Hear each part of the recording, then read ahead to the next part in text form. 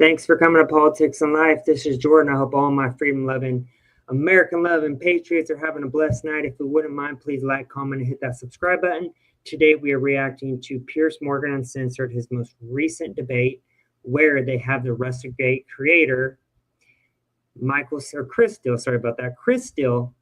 I'm surprised he can even show his face in public after the whole Russiagate hoax, but let's see what his excuse is. There's always some excuse they can't just own up like a man and say I messed up. The Hillary Clinton campaign worked with me, and it's pretty much treason. So the fact that he can show himself in public is mind-boggling to me. But anyways, like, comment, subscribe. Let's get it started, y'all. To solve the problem in Ukraine, then this liar framed him essentially for treason. I'm amazed that this guy is willing to show his face in public right now. I really think that you represent probably the ultimate grifter in the American political space. Shame on you for the last decade trying to inject the idea that smearing President Trump as a Russian agent or a Russian asset is somehow going to tank the Maga movement. Elon Musk SpaceX rescues stricken astronauts from outer space as protesters attack Teslas and the courts battle Doge here on planet Earth. Israel launches a brutal assault on Gaza as the US brokered ceasefire collapses. So plenty to debate, but we begin with a fragile breakthrough in Ukraine. You may not have enjoyed the way President Trump has gone about forcing an end to the war. You may not think it's fair that Ukraine will lose whole chunks of its country in any final settlement, although Putin has been brought to the table without any repercussions for his war crimes. I don't think any of that is fair either. But the brutal truth is that the war must end. And the president's marathon phone call with the Russian... And this would have never happened, I want to state off the bat, if Trump was president and didn't get cheated out of the 2020 election. Thank the Lord we're allowed to say that now on YouTube. We already know he was cheated, and it's not a coincidence that no one messed with us. We had no new wars when Trump was in the White House. And then all of a sudden, when Biden comes in, there's catastrophes everywhere. There's multiple wars happening. We've never been closer to world war as we are today. And then the minute Trump gets back in, sure, it wasn't day one, but at least we have peace talks on the table now. Dictator, which has now been followed by another long call, President Zelensky today, has brought that one small tentative step closer to reality. The second brutal truth is that the Biden administration had no plan to end the war. Their strategy was to give Ukraine just enough to survive, but never enough to win. The obvious result was a forever war costing billions of dollars and thousands of lives. Something had to break the deadlock. Trump said he would, and now he appears to be doing just that. You can give credit for that while reserving judgment on what happens next. But Trump's critics can't see past the narrative that he is Putin's puppet. For the vast majority of his first presidency, the biggest story in US politics was Russiagate, the story that Trump colluded with the Kremlin to win power.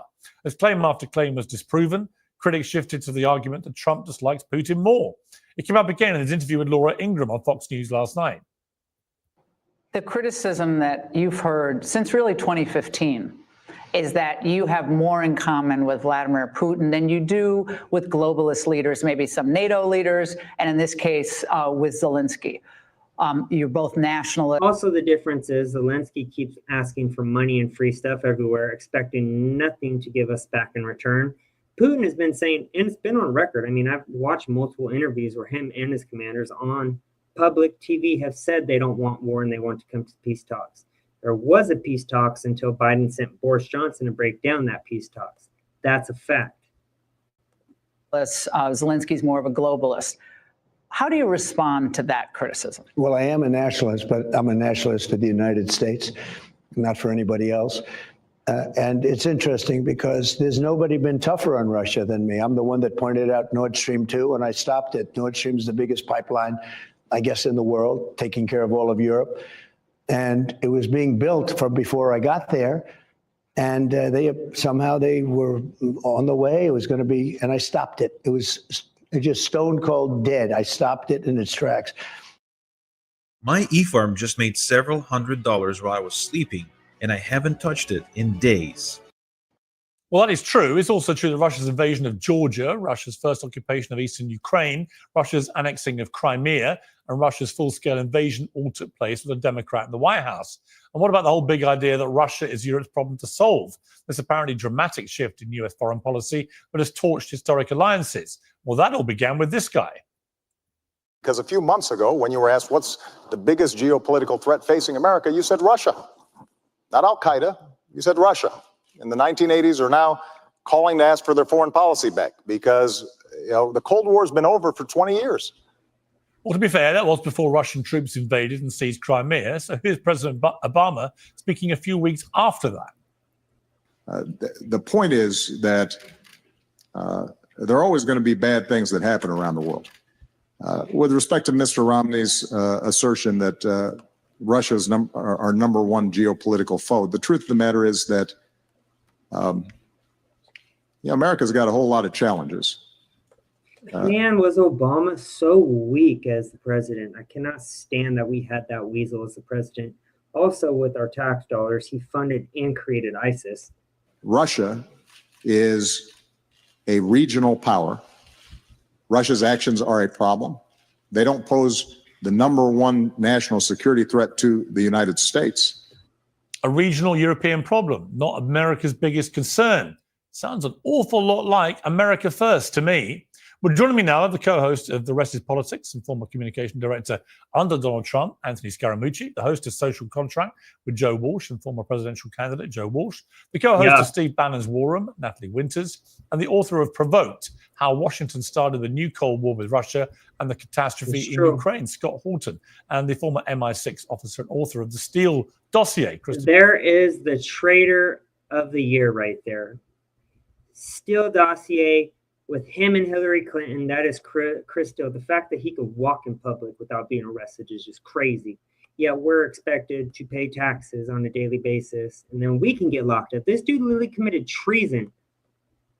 To Steele also joins us. So thank you to all of you for joining today. Anthony Scaramucci, great to have you back on Uncensored. I've just written a column for The Spectator magazine here in the UK, and I've said that amid all the mayhem, the squealing, the banshee shrieking that goes around whenever Trump opens his mouth, the hysteria in many ways, I do see a certain cold, calculated method to the madness. I see somebody who campaigned that he would end these two wars, who is, it seems to me, edging nearer to doing that than his predecessor. Somebody who said he sought the problem out on the southern border, seems to have done that almost immediately. Somebody who said he'd fix America's structural economic problems. And although it's obviously very turbulent right now, when the country is so riddled with debt, something has to be done. And my bet is this might, over time, work better than doing nothing. My point being that sometimes you have to cut through all the hysteria with Donald Trump, and you know him as well as anyone, and just focus on what he actually does and give it a bit of time to see if it works. Am I being naive? Listen, you're being very generous. I guess what I would say to you is that Russia does not want to feel like a regional power, even if it is a regional power. And I was with President Trump in December of 2016 when Dr. Kissinger was in the room with him, and he told Dr. Kissinger told President Trump to treat Putin like a superpower, and you'll get more out of him. So I'll continue your line of generosity with the president. But we have Christopher Steele on. I've read his book, Unredacted.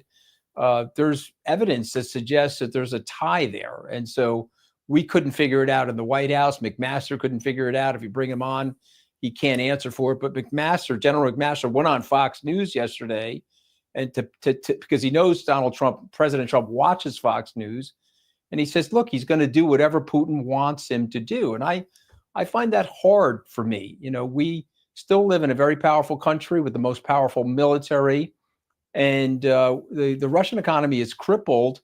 And the flex on President Trump, I don't get. He's showing naked pictures on state television the evening of President Trump's reascent to the presidency.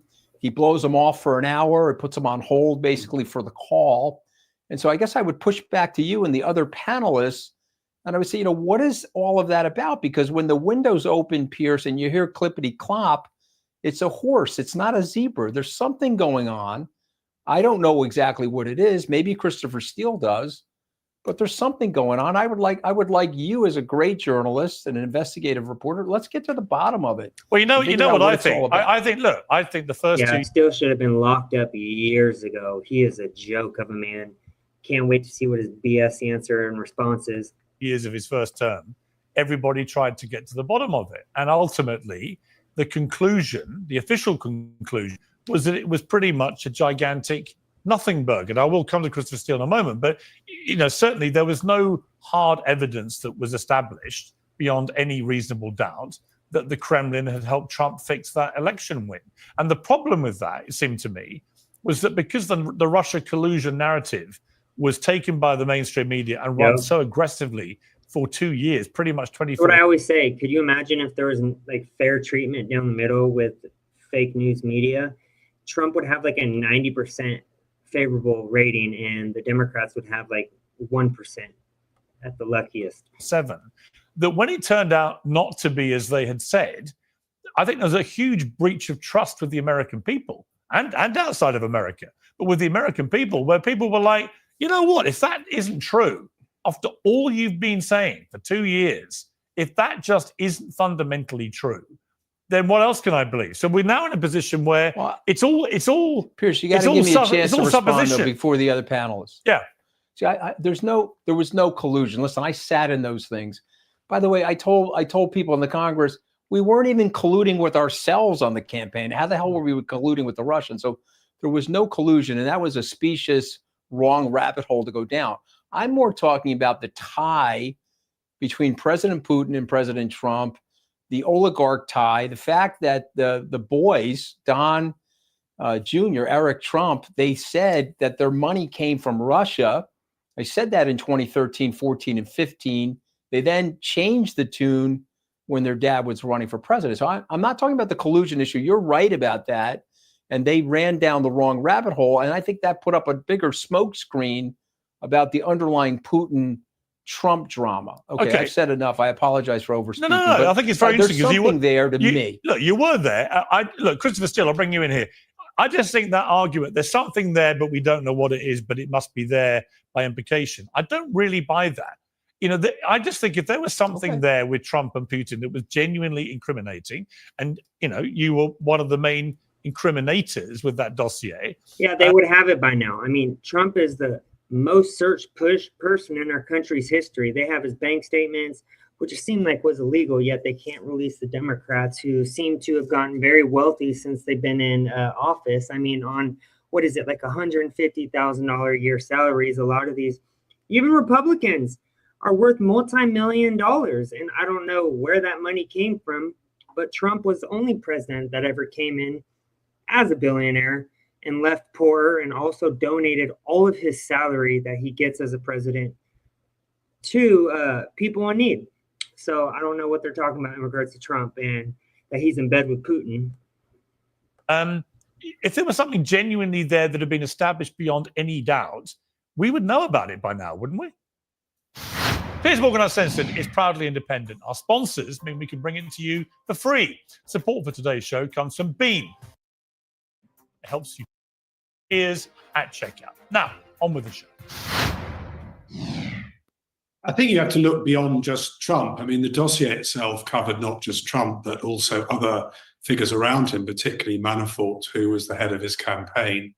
And I think the idea that Manafort and Kilimnik, if you remember the Russian intelligence officer who he worked with in Ukraine, weren't involved in some kind of cooperation or collusion in 2016 is for the birds. I mean, I think it's very clear that Manafort was probably trading campaign data and so on with Kilimnik, and in fact came back soon after the election, I think in the transition period, with a very sort of pro-Russian Ukrainian peace plan, as he called it, which he presented to Trump.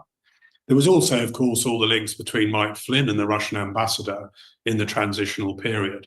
And if you go back before that, way back to 2008, when Trump sold one of his properties in Sunny Isles, Florida, to a Russian oligarch for assessed to be double the money that it was worth. And that got Trump out of a difficulty in paying back and avoiding bankruptcy. I believe at the time, Michael Cohen said that Trump had commented to him that he was indebted to Putin for getting him off that hook. So I think there's a lot there. And it doesn't just involve Trump. It involves a whole range of different actors around him at the time. Right. But look, let's be blunt. Your dossier caused a firestorm obviously, when it came out. It was funded by Hillary Clinton Democrats and other political opponents of Trump, leaked by BuzzFeed News just before he was sworn in as president for maximum potential damage. And, as you know, because you penned it, it contained a number of incendiary allegations, not least of which the one that the Russians may have held blackmail video of Trump engaged in, very unsavory activity with prostitutes and so on, which he's emphatically denied and for which no other evidence has ever emerged. Do you accept, Christopher Steele, that you're part of the problem here in the credibility that people attach to anything linking Trump and Putin, because so much of that dossier to this day remains unproven and much of it has been widely discredited? I don't believe it has been widely discredited. I would agree that some of it's been unproven. I mean, when you dig into the real detail of this, if you look at the Mueller report, for example, and we're going to go down into the detail a little bit here, there was an exchange of emails between somebody called Rustoladze, who was working in Moscow for Agalarov, and Michael Cohen in, I think, October 2016, in which they talked about sex tapes, frankly, and about the need to suppress them.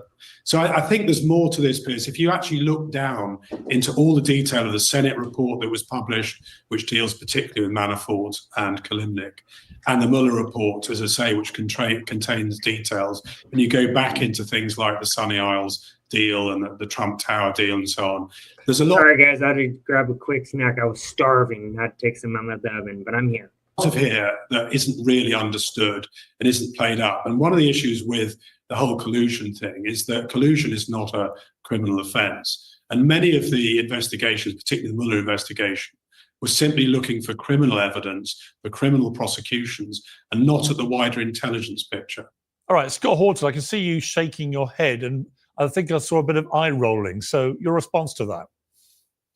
Well, there's a few things. First of all, the reason for Trump's policy goes to what Mr. Scaramucci said. It was Henry Kissinger's advice to recreate the Russian Sino split. If they're getting too close together, we want to split the weaker off from the stronger, just the way Kissinger did with Nixon in the early 70s, making a treaty with China. So Trump even had said that, yeah, Henry Kissinger told me I'm so smart because that's what I think that we ought to do. So this was a recognition that Russia is part of Europe and part of, greater Christendom and the West, even if the eastern frontier of it, and that we want to keep them moving towards us, which had nominally been American policy since the end of the Cold War, even if very badly practiced. That's what they said that they were trying to do.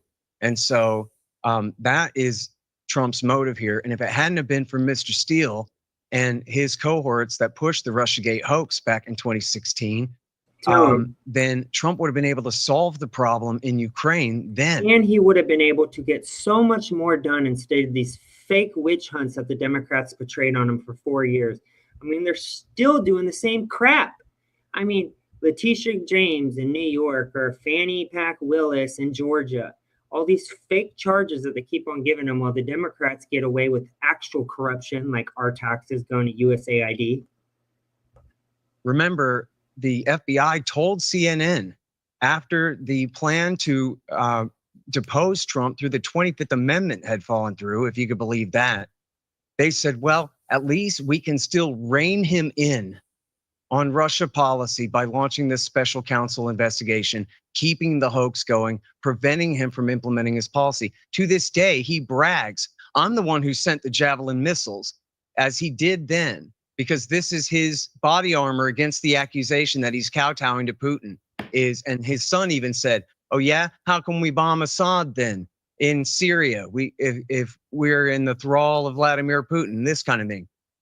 So it affected Donald Trump's foreign policy in his first term, absolutely for the worst. Because as you said, Piers, the conflict had started back in 2014 after the loss of Crimea and then the launch of the war in the Donbass.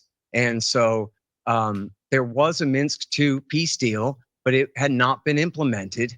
And Trump's government, I don't know if Trump knows this or not, but his ambassador, Adam Taylor, told Ukraine not to implement the German proposal to try again to implement the Minsk II deal and put an end to the conflict in 2019. And so there's that part of it. On the details of the Steele dossier and all this stuff, I mean, you got to be kidding me. I have 75 pages in my book. I hope you're enjoying it, Piers. I am. I've got it here. Provoked. Oh, here it is. There's a little plug for you. How Washington started the new Cold War with Russia and the catastrophe in Ukraine by Scott Alders. A big, meaty tome. Yes. Well, I hope you're enjoying it. I do have 75 pages on Russiagate in the end, including a section on the Steele dossier there. And everything that he said about Manafort and Page and all of these people in the Trump campaign were absolute lies. In fact, an FBI lawyer even was convicted for censoring the CIA memo to the FBI saying Page works for us as not an agent, but an asset, a loyal American patriot who always debriefed the CIA anytime he met with an important Russian businessman or government official. And this liar framed him essentially for treason. And by the way, his primary sources were a Russian named Danchenko, who had been under investigation for being a Russian spy in the past. And the only reason they had dropped is because they mistakenly thought he left the country. And everything they accused Trump of is exactly what Hunter Biden and the Biden family was doing for Ukraine. He had business companies, shell companies, Hunter Biden, 10% for the big guy, and Joe Biden literally bragged on camera. You could find this clip on YouTube or Twitter about holding back, what was it, $1 billion if they didn't fire the prosecutor who was going after Hunter Biden. Bam! The Biden crime family accused the Republican of exactly what they're doing. And his partner, an American named Dolan, who actually was a registered agent of Russia. And they were the two primary sources who made up all those lies that you and I just recited, Piers, that made it into Steele's dossier that they use. And none of it was true. Not the hacking of the DNC, not the Alpha Bank, not any of the Steele dossier. I'm amazed that this guy is willing to show his face in public right now when he was nothing but a washed up spy who hadn't had contacts in Russia for years by the time that he published that pile of lies. It's incredible. Well, I think out of fairness, I should go back to you, Christopher Steele, briefly. What's your response? Well, nothing but a pile of lies. That's true. It's halftime. Time to open the fridge.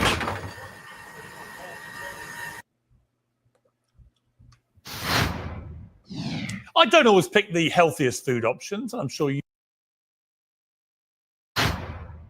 Well, I've never lied about any of this, of course, and it's been tested in court many times. As you'll be aware, I've been involved in several high court trials involved in this and have won them all. So I don't think there's any basis upon which to think that we were deliberately lying or misleading anybody. And in fact, of course, the dossier wasn't meant to be made public at all. So I think that is going down the wrong path. In terms of our source base in Russia, obviously we don't talk about that. But I've made a successful business over the last 15 years over running sources in Russia and China and other places, producing intelligence to meet high standards of corporate requirements. So I think the idea that, I'm out there lying and making... The fact of what he put America through for all this time by lying and still with that little grudge freaking face he makes, I want to slap him. He should be locked away in a jail cell forever, and I can't wait for this bottom left influencer to go off on him because she's holding back. You can tell she's holding back. Stuff up is ludicrous. Of course, intelligence isn't always entirely accurate. Intelligence reflects the sources, reflects their motivations, reflects their access. And of course, even in a system like Russia, you have people being dishonest with each other. If you sat in a room when Putin was talking to Shoigu about the situation on the battlefield in Ukraine, you may well not be listening to the truth, but you're listening to a truth which is upon which Putin makes his policy decisions. And a lot of the conflict in Ukraine as it's unfolded and Putin's conduct of it has been based, I would argue, on distorted information being passed up the command chain to him and telling him things he wants to hear. Joe Walsh, it seems to me that Trump's issued a statement saying he had a very good call with President Zelensky today. Just completed a very good telephone call, lasted more than an hour, apparently. Much of a discussion was based on the call yesterday with President Putin. in order to align both Russia and Ukraine in terms of their requests and needs. We are very much on track, and said he'd instructed Marco Rubio, Secretary of State, and National Security Advisor Mike Waltz to give an accurate description of the points discussed. And that statement will come out shortly. I mean, this seems like real progress to me. You know, you can hate Trump as much as you like. You can think he's in bed with Putin, whatever. But the fact he's spoken to both the leaders at length in the last 24 hours and is giving very positive noises about the way this is going, isn't that where we all want to get to? Piers, good to be with you. Look, I generally don't pay attention to or believe anything Trump says. And that's principally where you and I differ, because I do believe he generally lies every time he opens his mouth. But Piers, I've just got to go, and I loved your open, and I respect your open, but we talk about the Russiagate hoax. I don't know what we're referring to.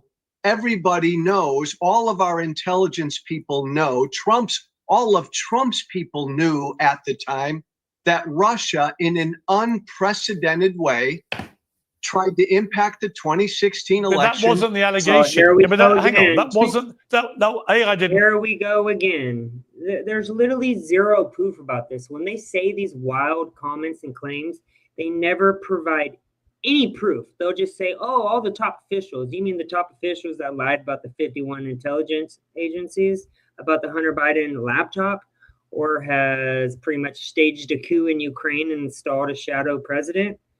They've been doing this kind of stuff forever. We're not stupid. You can call it a hoax, by the way. But secondly, that wasn't the central charge. The central charge was that the Kremlin had directly colluded with Donald Trump to get him to win the election. And there was no evidence for that. It turned out to be bullshit. Piers, I'm getting to that, and I'll quickly get to that. But the central thesis that Putin and Russia interfered in our election to help get Trump elected, that was accepted by all of our intelligence people, Trump's intelligent people. He's not even going to give one damn example of how that's true. He's like, oh yeah, the people in Trump's circle in the high feds said that he colluded with Russia. We have no proof. There's really zero proof, but we're going to continue to say these bogus lies because I have Trump derangement syndrome and I'm an idiot. How is this guy on big media? This is insane. It's just getting worse. Trump has ruined clowns like this. Soy boy, yeah. And Obama's. That's when Trump stood up in 2018 in Helsinki, and Trump said, I don't believe my own people. I stand with Putin. As far as collusion, Piers, the Mueller report is littered with collusion. But not the conclusion. Not the conclusion. Hold on. But what it went through all the stuff that was there, and ultimately it did not conclude that Trump had colluded with Russia to fix the election. And people can keep talking about it, but the bottom line is that was the whole purpose of the investigation. It proved Mueller and the Mueller report showed and proved collusion. Mueller himself said it didn't rise to the level of a crime, to a conspiracy. I accept that. But there was, don't say the Mueller report denied collusion. It said the collusion we found, we couldn't prove it rose to the level. This right here, ladies and gentlemen, is a low testosterone man. I mean, look at him. Look how he talks. Severe Trump derangement syndrome. He provides, again, Ben Wayne, he's been talking about for 5 minutes, still hasn't provided a single evidence or fact that Trump colluded with Russia. And it's a joke at this point.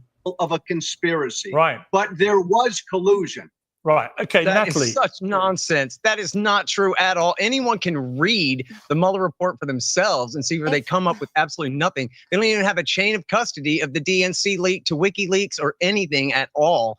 And then the Durham report is 10 times worse. The Durham report is the investigation into the investigation and the start of it all, where John Durham, the special agent, absolutely, special prosecutor, absolutely debunks every shred of this hoax to the bones. Everyone should. Hang on, I want to bring in Natalie. You've been waiting very patiently. Look, Natalie, what is your reaction to all this? Well, I know Christopher Steele probably wanted to go down in history as someone that colluded with the Clinton campaign to take down President Donald J. Trump, but I really think that you represent probably the ultimate grifter in the American political space. For you to even come on here, obviously you're trying to sabotage what President Trump is doing when it comes to Russia and Ukraine, but to sit here, what is it, nearly a decade after you tried to smear President Trump as a Russian asset, to then say, well, I think he's a Russian asset, but even though I'm really good at my job and create all these intelligence reports, it's just sort of a feeling that I have. I'm sorry, what stones do you even have left to turn over to try to corroborate your claim that President Trump is a Russian asset? You weaponized FISA courts, surveillance, warrants, not just domestic spy agencies, international spy agencies too, the entire DNC apparatus, a bunch of political operatives and registered foreign agents here in the United States. The American people would really appreciate it if you would stop injecting your efforts to curtail and totally tank the America First movement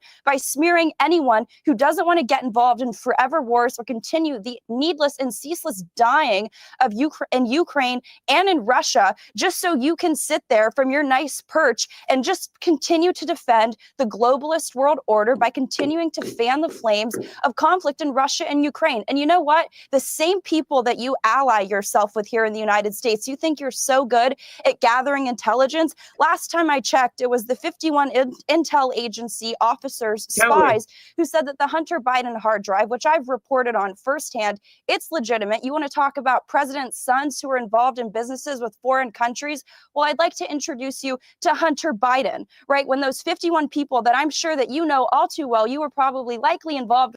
He looks like he's going to cry, Squid Man, because he knows his time is running thin. And I hope Trump better not let these criminals go, I'm telling you. Because if he does, they're going to come after him the minute he gets out the White House. And this is treason. Oh, she's calling his bluff on his mic drop moment right here.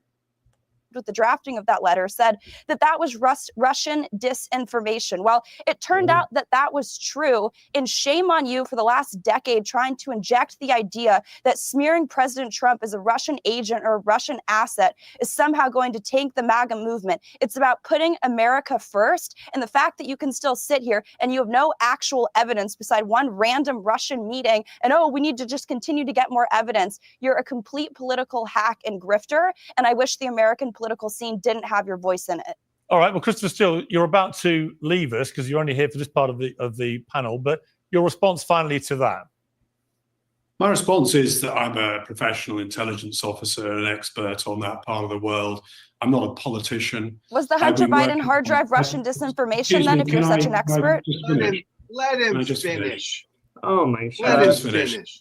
That's another soy boy in the top right. You see, let him finish. He's literally lied about this. It's already been proven a lie. So the fact, Piers likes to stir up the pot, as we could tell, and it works. But I mean, this dude's a goofball on the top right and the bottom right and in the middle top. So I've been a loyal and close ally of the United States for probably most of the last 40 years. I've worked extremely closely with officials working for administrations, both Republican and Democrat. I have a very strong US client base for which I've worked and produced information over many years, none of whom have ever made any such allegation against me. And it's palpable nonsense to claim that I'm in hoc with politicians. I'm so glad the Clinton campaign didn't say that about you. Well, I never worked for the Clinton campaign. I never had any contact with the Clinton campaign. That's the reality of it. You're a subcontractor. I think Fusion GPS would beg to I differ. produced a report for a partner firm in Washington, and the results of that report made me as an ally of the United States, as I would have expected an American counterpart to do, to report back in what I had found to the contacts I had in the FBI at the time. Okay. That was the right do, and I'm proud that I did. All right, we're going to leave it there. Look, I think everyone's had their say about Christopher Steele. I'd love his expert opinion. Let's leave it there. I want to move on to other subjects. Christopher Steele, thank you for joining us. I appreciate it.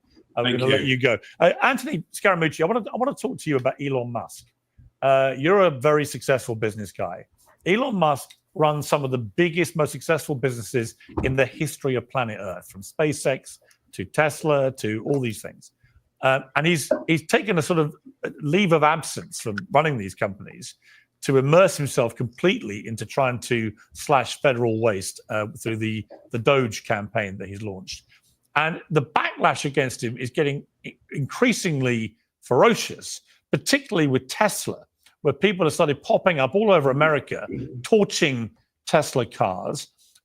People are boycotting buying Teslas now. The very people. I actually posted a video this morning, guys, exposing what the left is doing, how they're openly defending these criminals who are burning down Tesla centers, throwing Molotov cocktails, shooting at Tesla dealerships, attacking people who drive cars, calling even this black guy I saw today, 2 conservative black guys I saw today post on X, their cars getting Nazi symbols painted on them and called racist because they're driving a Tesla. These people are becoming actual terrorists, which they said the right-wing extremists are the terrorists. All we ever do when we boycott is don't shop there, just like Bud Light. These people actually attack, kill, and purposely injure people. It's disgusting behavior. People, ironically, that used to love Elon Musk, the liberals, are now saying, we don't want to touch him. He's a neo-Nazi and so on and so on. In Germany, where he backed the far right in an election there, they literally, Tesla sales are collapsing. There's now word that Tesla sales generally are going to be way down in the next report. And the share price has halved, I think, in the last 10 days. So he's got real problems here. What does he do? If you're Elon Musk right now, we need the Trump administration to lock these criminals up. Obviously, it's going down because people are scared to buy and own and be seen in public with these vehicles. You take care of the problem. Pam Bondi, who I cannot stand at this point. I think she has gone very slow and been very weak, but that's my opinion. I know we're still in the first 2 months, but something needs to happen. And this is becoming an all-day, everyday thing. And I only see a couple people getting arrested. We should be going after all these people since they're literally on camera while they do it. You carry on in the political arena, given the damage to your businesses, or do you get out? Hey, did you know that SMUD is now paying Sacramento homeowners thousands of dollars upfront? Listen, Piers, I got in trouble. I was on CNN and I said they're going to hurt Elon Musk, and I like Elon Musk. I think he's a brilliant guy. I'll quote Jamie Dimon and tell you that what Jamie said, he's the Thomas Edison of our time. Full disclosure, I'm an investor in X. Privately, I'm an investor in SpaceX. I don't own any Tesla, but I think Elon Musk is a brilliant entrepreneur. But all I was saying, if he goes into politics because of the 360-degree firing squad, which I experienced, and I was only there for 11 days, it's going to hurt his businesses. And people said, oh, I was threatening him. So I'm not threatening him. I'm just pointing out as an observer of the political system that this would be harmful to him. And now it has been harmful to him. But I would submit to the other people listening in, what does he do? Does he retreat? Right. Is that permanent damage done to his brand, or is it repairable? I don't actually. You know what I think? Who gives a shit about if he loses money? He is the richest person in the world right now, and he knows he is doing very important work. So you ignore the haters, you get more security, and the Trump administration needs to lock up all these criminals. Send a damn message. We cannot let what BLM happened, what happened during the times of BLM happen again. And this is actually becoming worse. So they need to lay the law down now. Really know the answer to that, but I can tell you this: if the shares keep dropping, he's going to get faced with a margin call because he put up those shares as collateral to borrow debt to purchase X, Piers. And so there's an entangled web there, and I know he's upset about it, which is why we had the car dealership on the south portico of the White House. And so I get it, but I'm just saying, when you are a business person and you stray into politics, to quote Michael Jordan, Republicans buy my sneakers too, I'm staying out of it. I don't see how he can go back, though, sir, from where he is right at this moment. I mean, Joe Walsh, can we all agree the attacks on Tesla cars and showrooms and so on is despicable? Can we just start from that? Here's why doing it. Yeah, I have the solution here. Despicable. Listen, the military-industrial complex, they need that money. They have to have that tax money. They won't get real jobs. So here's what we do. We end all the wars. We put also he's not including this, but good point. USAID with our taxpayer funds, which was going to USAID, was literally funding big media and the propaganda that they've been pushing on the American people. So our taxes have really literally been funding propaganda to the American people for years. And the Democrats controlled it up until now. And that's why they're freaking out and panicking. All the money into a one-way mission to Mars, and we send all of the military-industrial complex there, and Musk can lead the way. And then we could be a free country. Well, he does. I mean, Elon Musk has said, I'll come back to you, Joe. I mean, Elon Musk has said that I think he said within 20 years, there could be 20 million humans up on Mars. I think that's probably a bit of a stretch, but certainly it's an indication of just how big picture he thinks.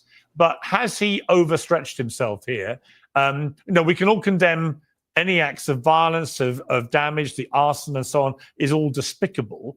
But he has been very deliberately and very provocatively poking his way into UK politics, demanding that the Prime Minister be put in prison. He directly involved himself in the German election, aligning himself with what many believe there to be the far right, etc., etc. And he, of course, he remains an unelected official who seems to have open access to the White House. A lot of people don't like this. Trump is a lot more popular than Elon Musk is right now. Well, Piers, look, and again, I say this as someone who's in the public eye. Elon's got to grow up. He made this decision, as Anthony said, to get into politics. That's not all, though, Piers. He chose a side, and he's free to do that. And he chose to join Trump and MAGA. Who gives a shit? George Soros funds the whole Democrat Party and hires these corrupt DAs and judges who don't prosecute criminals. Instead, they just try to sue Trump every step of the way. This dude is such a fraud, Joe Walsh, such a fraud of a man. How can he look at himself in the mirror at night? And he chose to attack the left, and he chose to get involved, as you said, in European elections. He's free to make those decisions, but because he chose to be partisan, absolutely, then he's going to take the protests, the boycotts, he's going to take the hate because he's jumped into the arena and he's chosen a side, and now he's got to live with that. Having said that, Piers, political violence is always wrong. Yeah, and unacceptable. Right. So, Natalie, I mean, it seems to me, look, there's no doubt that I kind of get the big picture here that Trump and Musk are trying to do. I do. And it may well turn out to work. But there's no doubt in the short term, in the first 8 weeks, Trump's popularity has dramatically reduced, as has Elon Musk's even more. Yeah, we know why that is, because 90% of big media, which a lot of people watch, believe the BS, and 90% of it is against Trump. Can you imagine if it was fair down the middle? And the American public still voted for Trump with the mandate. That just tells you that no one cares what they have to say anymore. These polls, these big media shows, including Piers Morgan, who says, oh, the American public doesn't trust Trump or Elon, they're full of it. Because all I see down Twitter is support for both. Very, very minimal. Or dramatic. Hey. People want quick results. They're not getting them. They're seeing the stock market tanking. They're seeing, prices for most products still very high, et cetera, et cetera. How careful do they have to be here? Because they got a big win, Trump and the Republicans at the election. How careful have they got to be right now?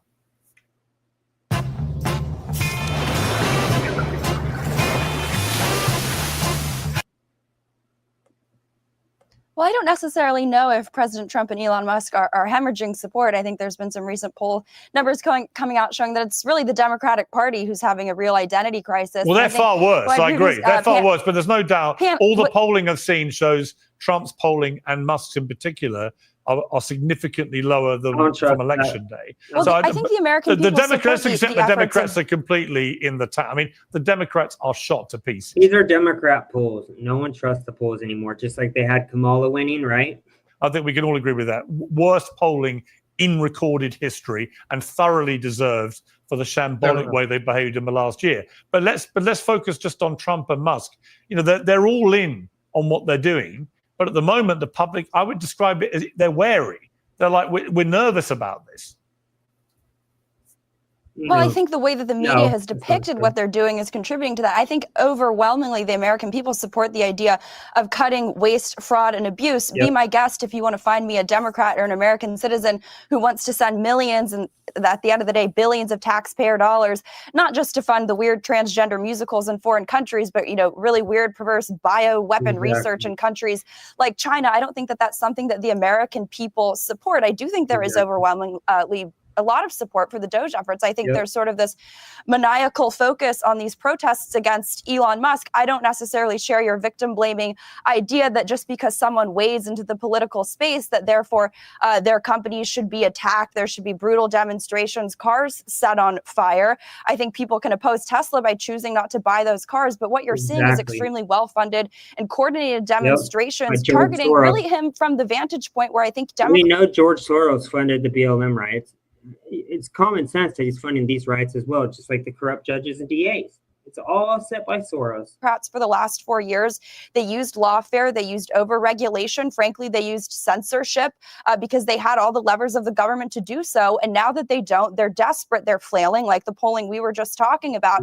So they're acting out like petulant children and trying to burn down cars and attack not just Elon Musk, but attack his supporters. But I just reject your premise that Doge is something that is not popular with the American people. You can have nuanced debates about the Medicaid, Medicare. Yeah, listen, I think you slightly mischaracterized what I said. That is what you said. It is particularly unpopular. I think what's happened, and I'll come to Scott for this, it's just the personal approval ratings for Trump and Musk in particular have fallen significantly and are continuing to fall. What do you make of this? Because it's a very unusual way they're going about a presidency. Like I said, my gut feeling is they're onto the right thing, but it may take a significant amount of time to realize itself, and they may not get enough time. Well, I don't know about his poll numbers and what's really behind all that. I hope it's because a huge part of the MAGA right is trying to hold him to his word about America first, not Israel instead. And I guess that goes to our next topic, or one of our topics today, is the horrible war there, and Donald Trump acting just like Joe Biden, just like Kamala Harris would in his position, giving Netanyahu a blank check to cancel the peace deal and bomb whoever he feels like, including a hell of a lot of children. If you look at x.com in the feed there, at the horrific pictures coming out of Palestine there. And it's the most obvious contradiction. You can't be America first and Israel instead. It's got to be one or the other. And I know the American right is almost solidly on the side of Israel in almost all cases, but everybody's got their limit. And, the American right used to really believe in George W. Bush in the Iraq War until they decided they didn't anymore. And I think there's a big crack up coming on the right, because what we're supporting there is just absolutely horrific. I mean, they're talking about, maybe we'll just transfer the population to Syria so they can go live under the rule of Al-Qaeda that America and Turkey just helped install in power. Guys, this is where they go to the next war. I just kind of wanted to stick on Putin, Russiagate, Chris Steele, and Maga versus Maga. I appreciate you guys watching the video. Please check out my next video, which I'll be posting tomorrow. Love you guys. Have a great day. Peace.